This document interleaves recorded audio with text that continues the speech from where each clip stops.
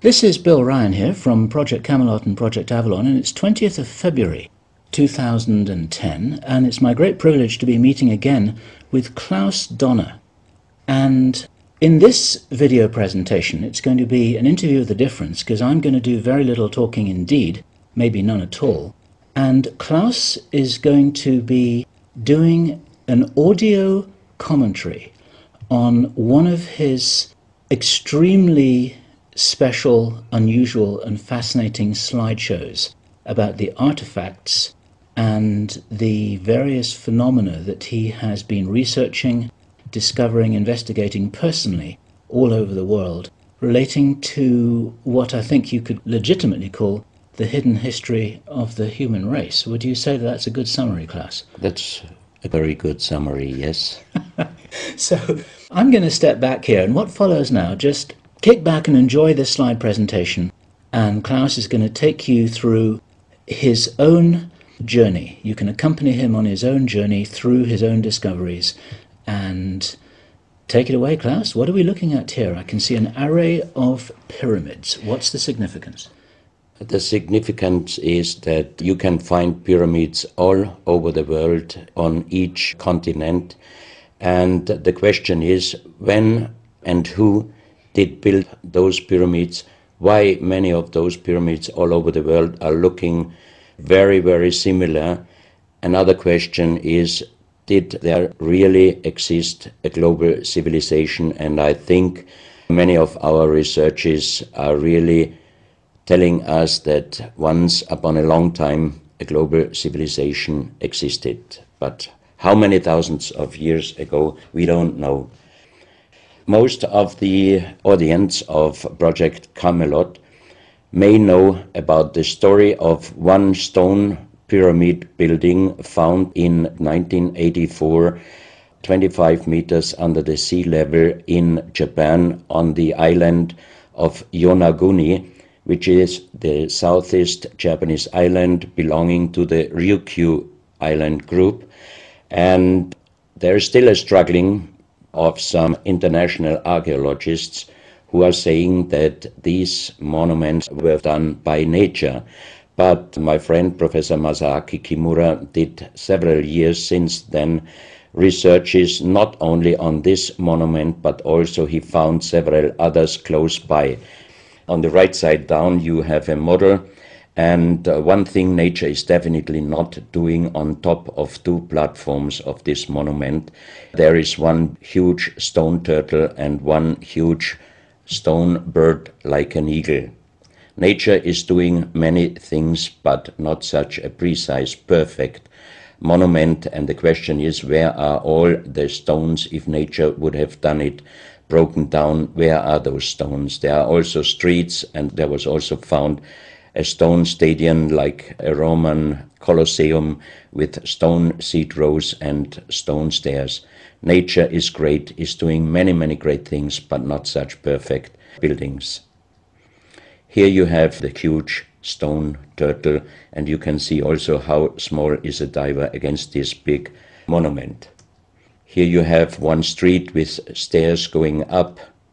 Here again a very close-up picture just to recognize the size of this huge monument. Here you can see some world maps. On the top, on the right side, you can see the Piri Reis map, which was used already long time before Christopher Columbus came to America.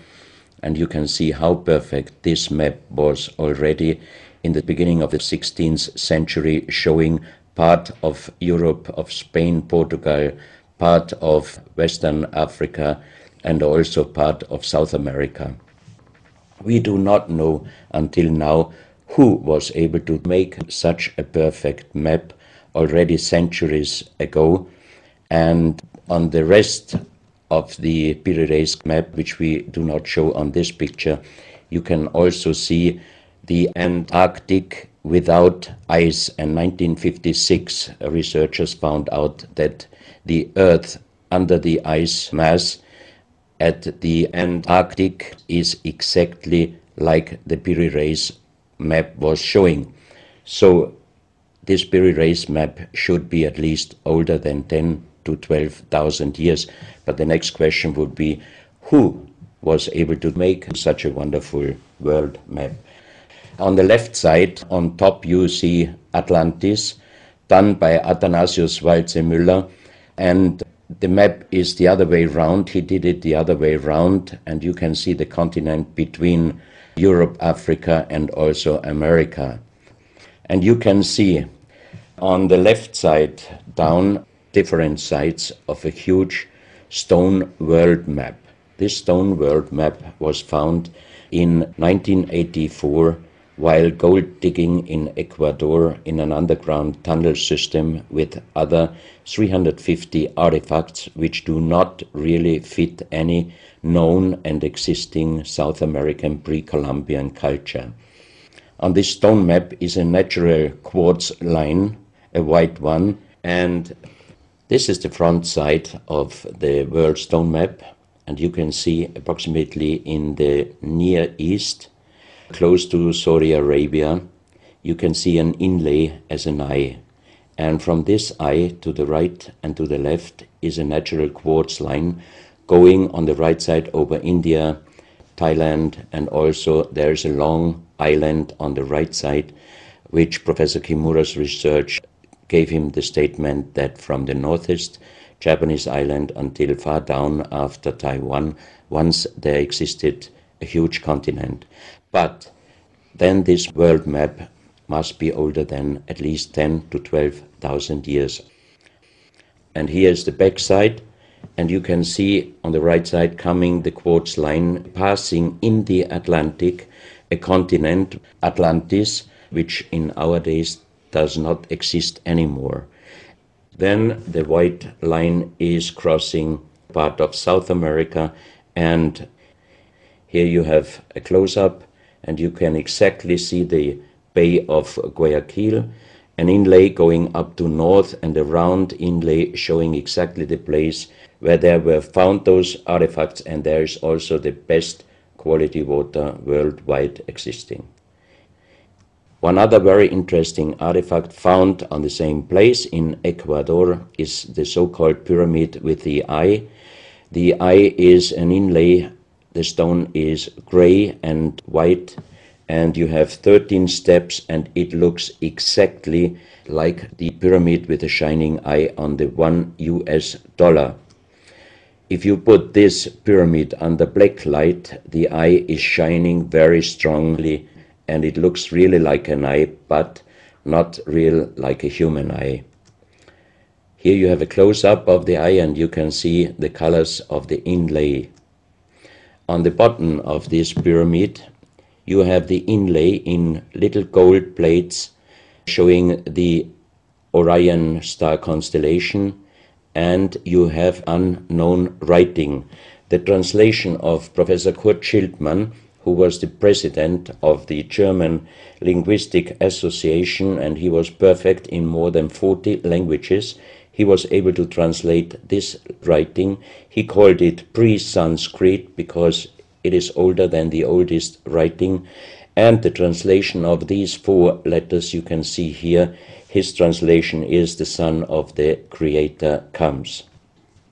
As we found the same writing on stones in certain countries like Ecuador, Colombia, Illinois, United States, Clausel, France, Malta in the Mediterranean, Turkmenistan, Australia, and in southern Calabria, Italy, just a few years ago. Always there are stones and ceramics, terracotta, with the same writing.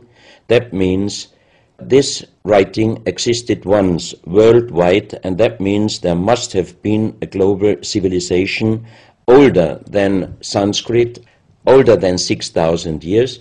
And Professor Schildmann also told me that this writing has a little similarity to the Indus writing and also to the Easter Island writing. And as he said, this is older than Sanskrit. He called this writing pre-Sanskrit.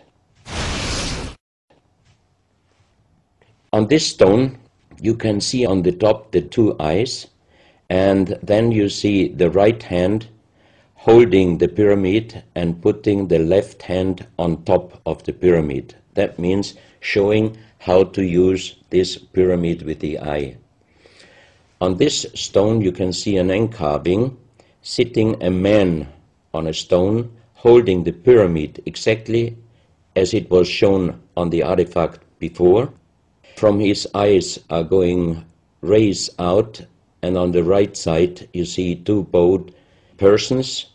On his head he has something like a small helmet, and from this helmet goes up like an antenna to a strange object over him.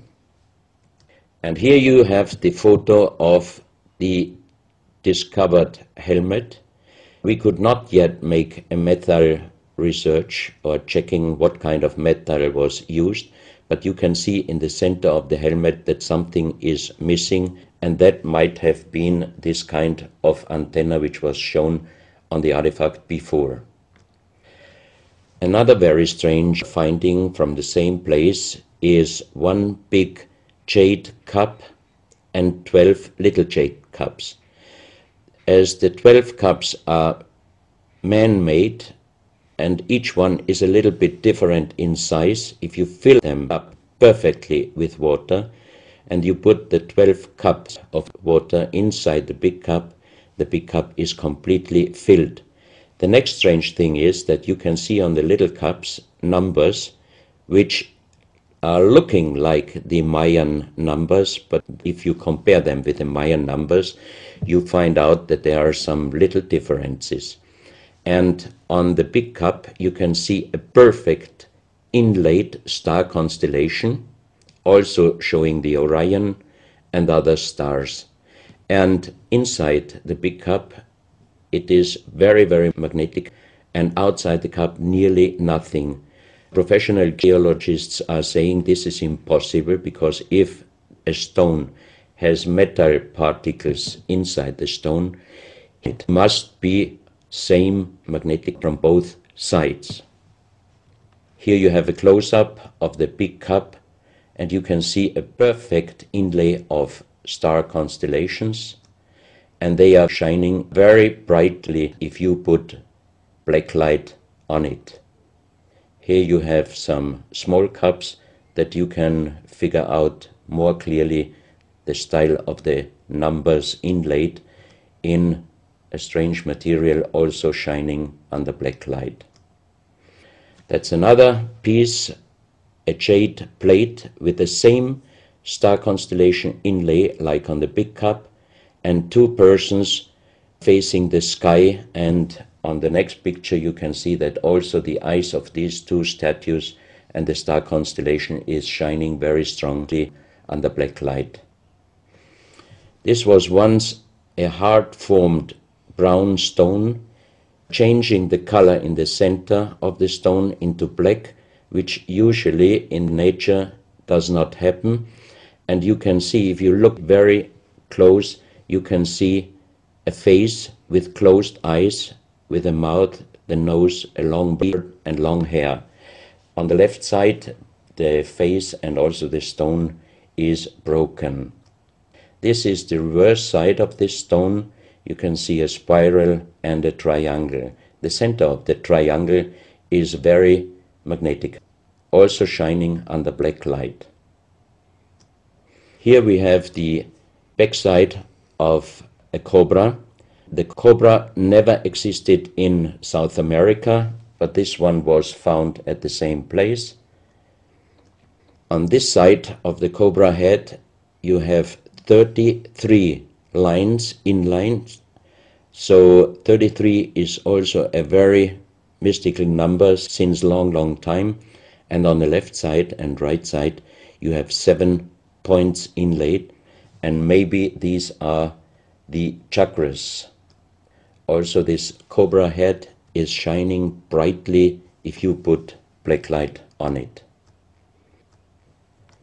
Another object here, you have a perfect worked dolphin head, and also this artifact is shining under black light.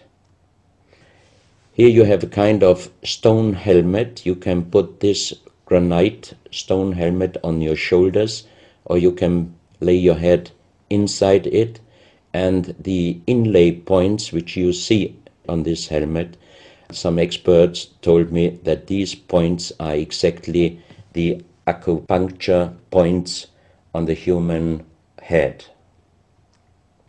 Here you can see how it might have been used, and a few months ago they found at the same place an unfinished stone helmet. So that means that also some of these artifacts were made directly in Ecuador, but many, many years ago. And also the inlay on this object are shining under black light very bright. This is a fantastic jade snake, and also the inlay points are shining under black light. Here we have one artifact which is very perfectly carved on the back side, so that means it might have been used to put this artifact on the front of your forehead. You can see the two eyes inlaid, and on the reverse side you have the so-called third eye. Maybe this artifact was used for some ceremonies or for meditation. Here we have a jade plate with an inlay of a spiral, also shining brightly under black light. Another one, you can see 7 rings inlaid in the jade plate and also shining under black light. Maybe this also could be a presentation of the 7 chakras. Here is one of the ceramics found there. It's a great masterpiece, and the question is, how can you make this artifact out of one piece of ceramic? Here we have another pyramidal stone found also in Ecuador. On top you see the pyramid with the eye, and you have down several spirals and symbols. Some of them are very similar to the churchward Nakal plates, which he found 1880 in India, and the translation was talking about the sunken continent of Mu. This is a marble with another inlay of a spiral, also shining very brightly under black light. Another stone in a pyramidal form with an inlay of an eye. Here you can see again the pyramid with the eye, and on the bottom you see the Orion star constellation, the 3 Orion stars, which might focus us to the 3 pyramids in Egypt. Here you have a ceramic statue. You can see the style of sitting is not real pre-Columbian style. It looks like the lotus seat from Asia. On top of this statue you have a head with some points, and it looks quite similar to many of the Buddha presentations. He holds a snake in his mouth. The snake is a very, very mystical and very often presented object. So that means this statue is not from any existing or known pre-Columbian culture. Even the next one, you can see that how this statue is sitting, it looks more the direction of Asia. On top of his head, again a very strange head, and in the center you can see like the head of a frog. Also the frog is a very mystical animal in old South American pre-Columbian culture, but also in Africa and also in Asia. Here another ceramic statue holding a kind of plate in his left hand, and it looks also not really pre-Columbian culture. This is another very strange artifact holding a stick with a snake. Again we have the snake here, and the question is where and who this statue was done. This is a photo of the Altiplano in Bolivia. Archaeologists and researchers found out that at least before 4,000 years, there was happen a very big impact in Argentina, and the shock wave of this big impact destroyed many stone buildings in the Altiplano of Bolivia. You have here a picture of Pumapunku, a very strange place close to Tiahuanaco in Bolivia, and you see tons of stone plates with perfect work on it, destroyed. Maybe this was the reaction to the big impact in Argentina. Here you have my friend Giancarlo Bonfanti, Italian researcher, in the center of the so-called Sun Gate in Tiahuanaco in Bolivia, and some researchers write that the figurines on top of this side of the Sun Gate are showing the Venus calendar. Here you have one of the big stone plates from Pumapunku, and you can see how perfect this stonework was done. And the question is, could you do such perfect work with simple tools? Close to this area, they found skeletons with a size of 2.6 meters.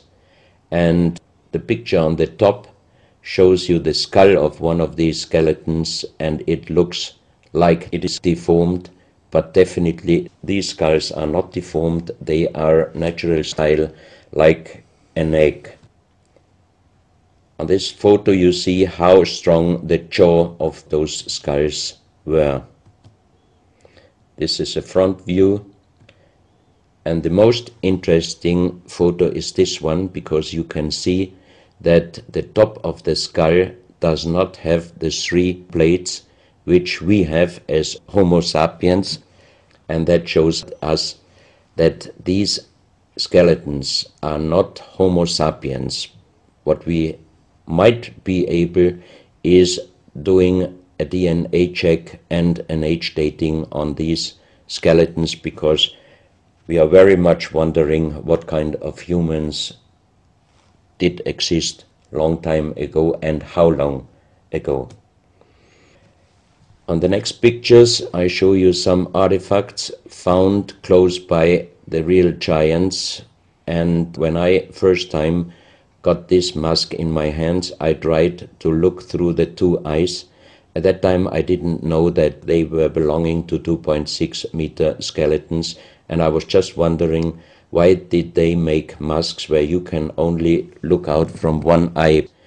But after knowing that those people were over 2.5 meters, I could imagine that their skull was of course bigger than our skull, and that's why these masks were for us oversized.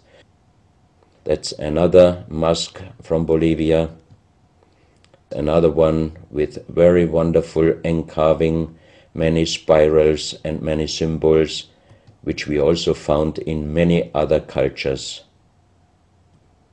This is a very heavy stone figurine, and again here you can see on the top the head of a snake going down on his backside. This is the reverse side. You can see again the snake. So that means the snake must have been a very, very important animal in the past of our history. Here you can see a stone flute. The strange thing is that the vibration of the sound of these stone flutes is exactly the same as our brain waves. So that means maybe those flutes were used for meditation or for healing purposes. And each two holes are connected perfectly with each other. That means you can make perfect holes into this very, very hard stone, but how you connect with simple tools the two holes on the bottom, this would be even in our days a very difficult work to do. Because it's in the shape of a U and it curves around inside the stone. That's right. And with simple tools you are definitely not able to do such a work. And even the holes are very precise. This is the form of a boat, and you have 3 flute pipes at the end. Here you can see how perfectly they were made. This is another flute, very small. You can use it only with very soft blowing, and the sound is like the sound of the dolphins. This is an artifact where we do not have any idea for what purpose it was used. Now we are in Colombia. On the next few photos, I show you very strange artifacts from Colombia in South America. The most famous industrial designer and architect in Colombia, Professor Jaime Gutierrez, is collecting strange artifacts from his country already since centuries. His most important piece is the so-called genetic disc. Here you can see a disc made out of lyddite, a very hard stone. It's nearly the same hardness as granite, but the structure of lyddite is like leaves, so it would be quite impossible to make the same disc in our days out of the same material. The diameter of this disc, we call it the genetic disc, is about 27 centimeters. And on this disc you have several things presented which usually you can only see with a microscope. For example, on the left side, around 11 o'clock, you can see one egg, human egg, without and another with spermia. On the right side, at approximately 1 o'clock, you can see some spermias, and then you have several very strange presentations which we could not explain. But here on the left side you have a microscopic photo from the inside of a lady done by a Swedish photographer, and you can see that the egg without and with spermia looks exactly like the presentation on this genetic disc.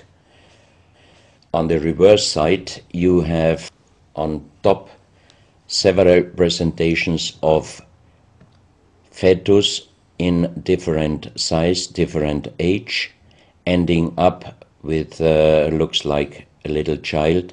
You see also at the end of the plate around 6 o'clock female and male, and also on the right side around 9 o'clock you can see the presentation of man, woman and child. But the strange thing is how they present those human-like heads.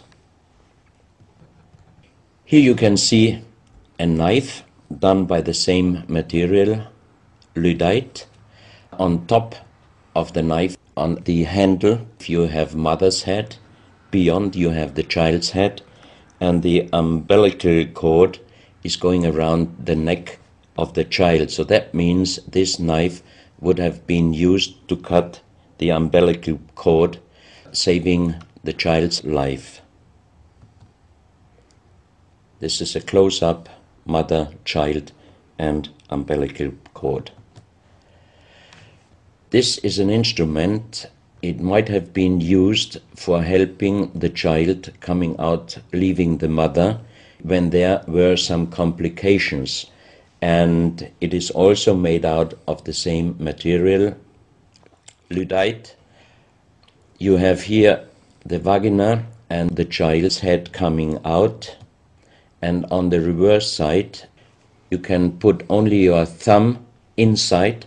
That means you can only use this instrument with your fingers, meaning you cannot use power. So that means it might be safer helping the child leaving the mother than our instruments we are using in our days, because sometimes the modern instruments, while being used, can damage the child's head. This is an instrument.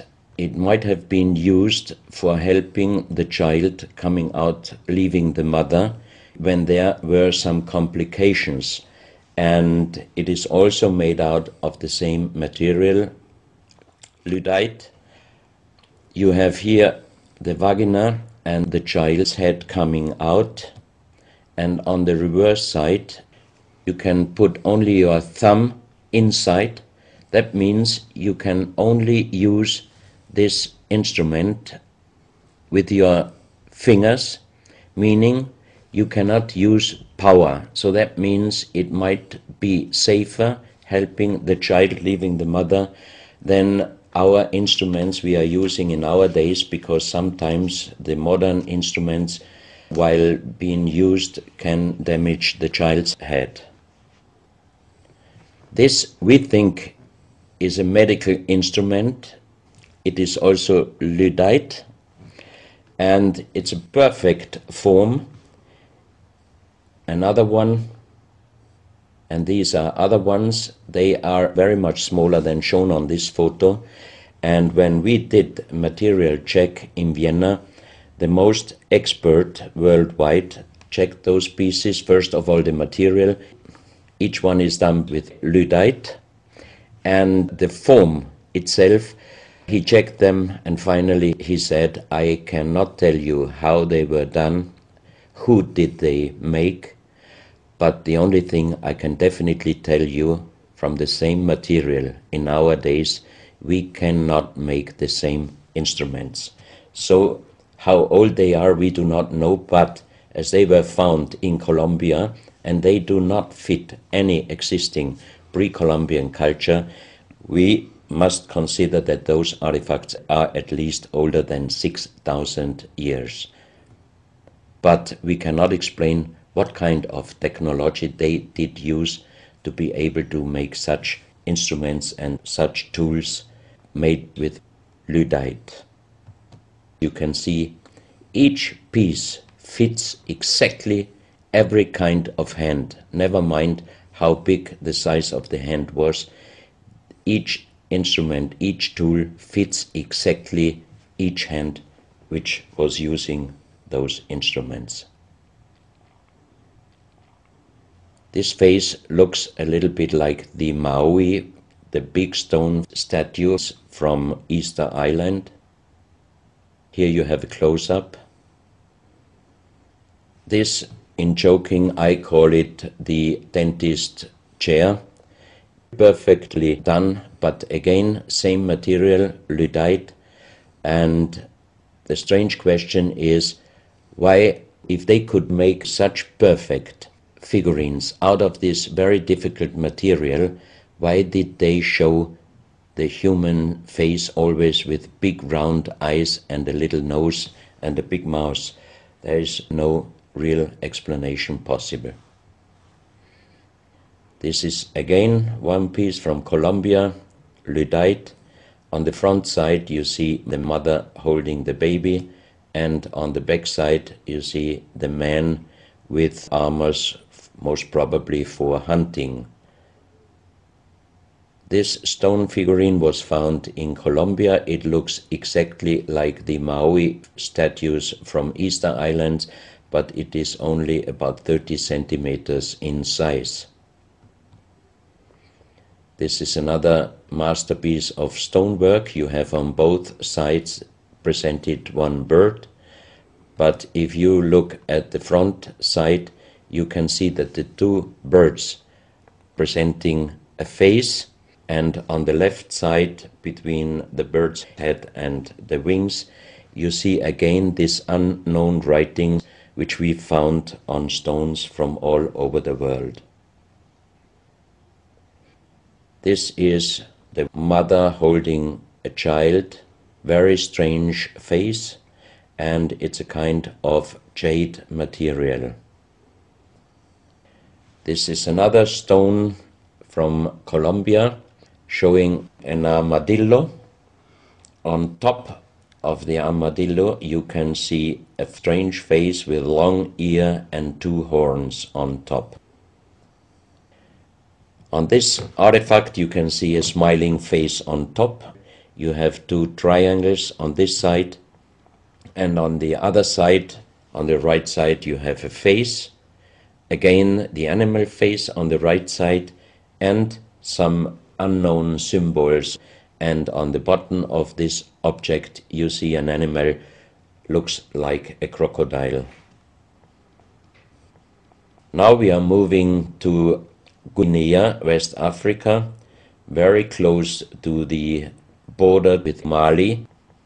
They found on a huge granite mountain the half-portrait of a lady done in granite stone, and the size of this statue from top of the head until the middle of the torso is exactly 150 meters. So this is a real big question.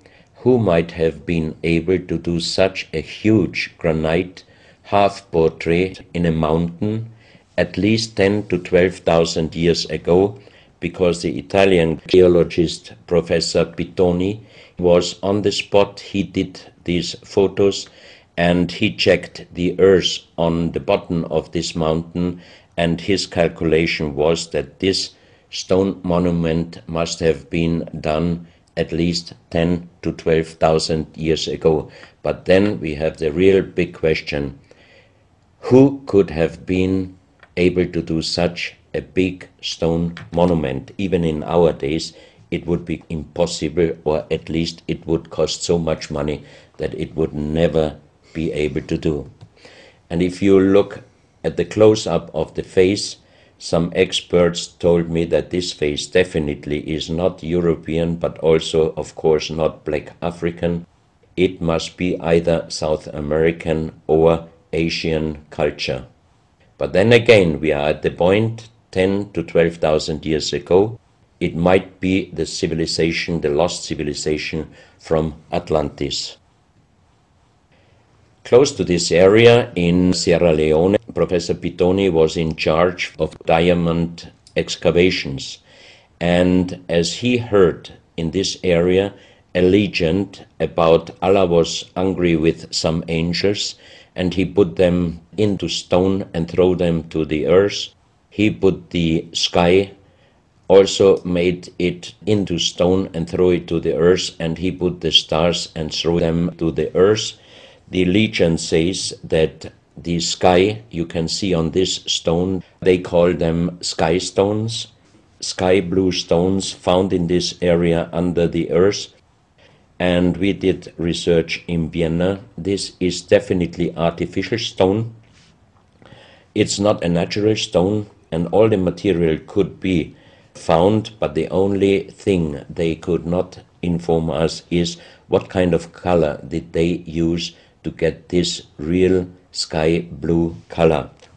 The stone figurines found from 20 meters down to even 50 meters. Professor Pittoni always took some organic material from the finding place, and the age dating of those stone artifacts are from 2,500 years up to the oldest one, 17,000 years.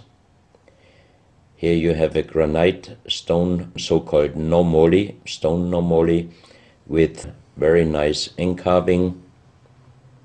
Here you have a man sitting on an elephant, as there are also the legends of giants all over Africa.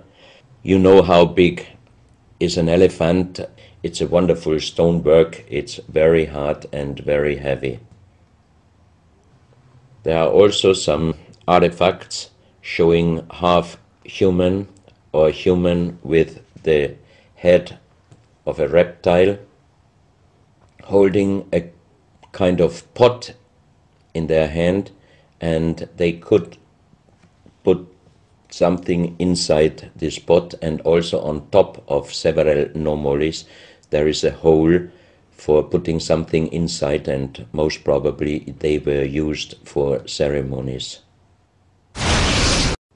Here you have a kind of animal. It looks like a dinosaur, and when Professor Pittoni found this statue, it was making a strange noise. So he opened the statue and they found inside the small black ball you can see on the bottom of the statue, and this was iron material.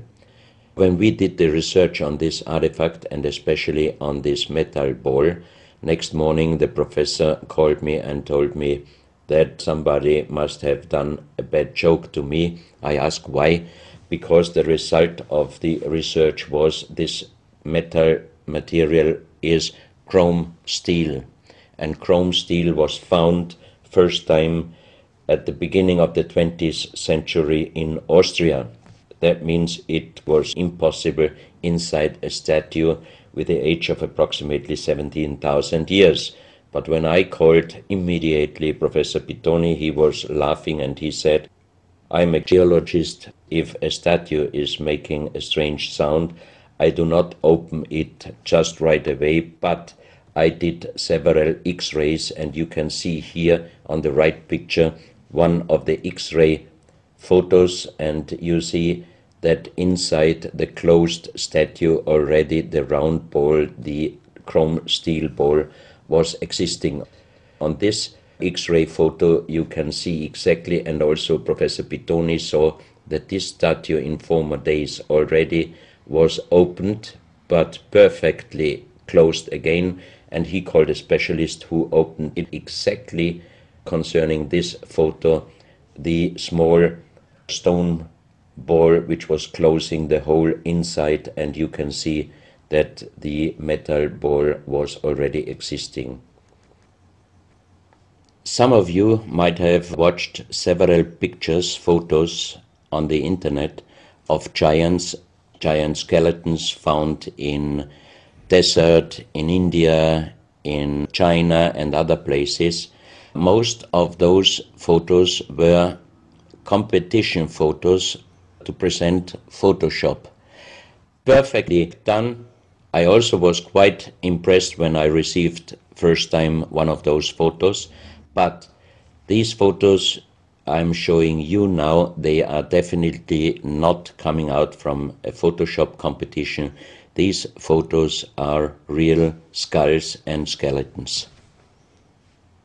This skull was found in a tunnel system underground in Colombia. The skull is dated up to 11,000 years. The skull is bigger than normal skull, and the front teeth of the jaw are lined up in a different way than our teeth. Something that occurs to me here is that there's a very strong, pronounced jaw. It's a very prominent jawline, very prominent chin. And here you see a photograph that was shown to us by a Project Camelot insider. Now, this isn't a real photograph. This is a scene from the old Arnold Schwarzenegger movie Conan the Barbarian. And what you're seeing here is a special effect on the actor James Earl Jones. The critical thing here is the shape of the jawline. Our witness, who had spent time with the Anunnaki in real time, in the present day, said that one of the things that characterizes them, besides their size, which he says was 8 or 9 feet tall, he said they're very large and they're very strong and they look larger than that. But that's round about their height, which matches exactly the 2.6 meters that Klaus has been talking about. He said it's a very prominent, strong jawline, and this is what strikes me about these skeletons, these skulls here that we're looking at right now. Didn't know. No, you need to know this. Back to Klaus. So once again, here you have a very old photo done in a museum in La Valletta in Malta, and it shows several long skulls, and the explanation is deformed skulls, but they are very long, going to the back. This is one of several very, very strange skulls. They are presented in a small museum in Ica in Peru. Ica is located close to the famous Nazca lines, and the museum is called Museo Maria Reiche. The German lady who was researching her whole life about the Nazca lines. And in this museum you can see the most strange skulls I ever saw, all found in this area close to the Nazca lines. So the question is, what kind of humans were living there and how did they get those skull forms? And especially this one, definitely several doctors and experts told me it would not be possible to create such a kind of deformation, because through deformation you do not get the double bone material on the skull, and on this skull even you have particles of the skin and hairs, and I think it would not be difficult to do a age dating and especially a DNA analysis of this skull. On this picture I show you some legendary skeleton forms of giants. In the year of 1964, in the south of Ecuador, in the province Loja, there broke down a part of a mountain platform, and Father Carlos Vaca, who was working as a priest in hospitals, he was called to this place and he found the broken bones of a giant. Good. Well, Klaus, I asked you if you would take us on a journey, and for the last nearly an hour, I think it is, you've taken us on a fascinating journey not only around the world, but through time, back as long ago as 17,000 years. And it's a real reminder of how little we know about what our history really is. These are important pieces of an important puzzle, and you're doing an enormous amount to raise people's awareness of what it is that we're not shown in many museums, what it is that we don't read in anthropological textbooks, and what it is that many university professors still refuse to recognize. And thank you so much for your part in helping to raise our own understanding of our history on planet Earth. Klaus, thank you.